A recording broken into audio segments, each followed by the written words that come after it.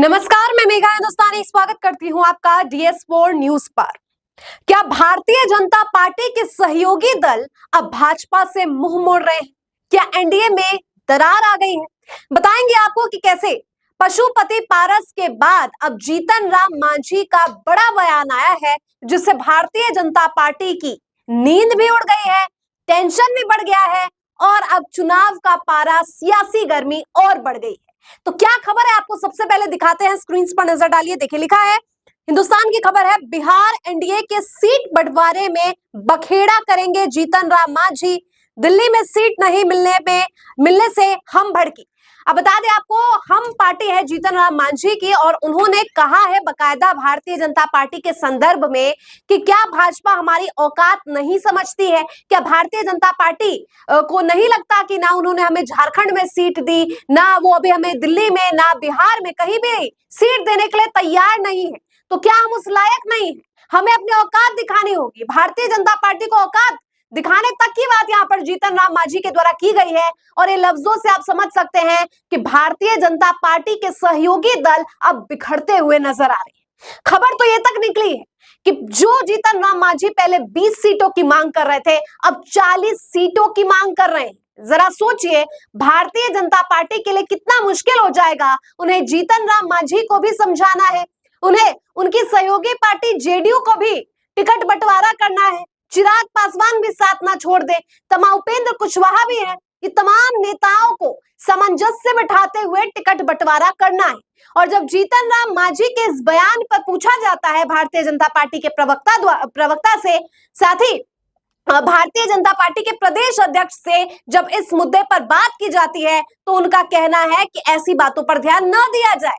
Ticket बंटवारा तो हो गया है और अपनी मर्जी से कोई कुछ भी कह दे तो उन बातों को ज्यादा महत्व ना दिया जाए। कहने का यह मतलब है कि भारतीय जनता पार्टी ने सीट बंटवारा कर लिया है, फॉर्मूला तय हो चुका है कि बिहार में किस रणनीति से चुनाव लड़ना है, दिल्ली में किस रणनीति से चुनाव लड़ना है। और ऐसे में जीतन राम मांझी के बयान के महत्व को खत्म करते हुए भारतीय जनता पार्टी के ये तमाम नेता दिख रहे हैं।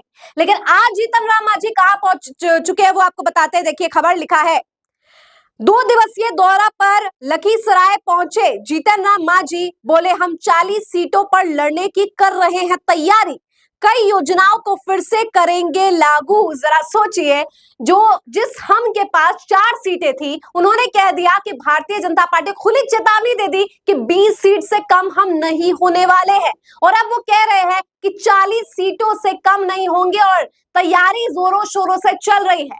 वहीं दूसरी तरफ लालू यादव ने भी जीतन राम मांझी के लिए द्वार खोल दिए हैं। क्या कहा है लालू ने? देखिए, लालू प्रसाद यादव ने क्या बड़ी बात कही है।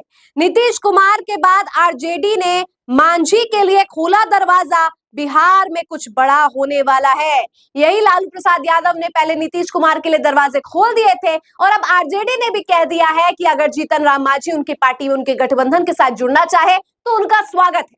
साथ ही आरजेडी प्रवक्ता मृत्युंजय तिवारी के द्वारा यह भी बात कही गई है कि उनको, यानी जीतन राम मांझी को एनडीए घटक दल के साथ या बतौर एनडीए घटक दल और एनडीए गठबंधन के साथ उन्हें उनकी महत्वता नहीं मिली और अगर वो अपनी जाति, शोषित, पिछड़े, अल्पसंख्यक की आवाज उठाना चाहते हैं तो एनडीए में रहते हुए ये संभव नहीं है, जिसका सीधा साधा मतलब है कि आरजेडी में वो स्वागत कर रहे हैं। वही जीतन राम मांझी जो खुले तौर पर अब बयान दे रहे हैं कि भारतीय जनता पार्टी हमें कुछ समझती नहीं है, हमें झारखंड में सीट नहीं दी गई, अब हम बिहार के साथ बिल्कुल भी समझौता नहीं करने वाले हैं, 20 से 1 कम जो है हम सीट पर राजी नहीं होने वाले हैं। बताइए, ऐसे में एनडीए की मुश्किलें कितनी बढ़ गई है, जो नीतीश कुमार पहले से ही नाराज है।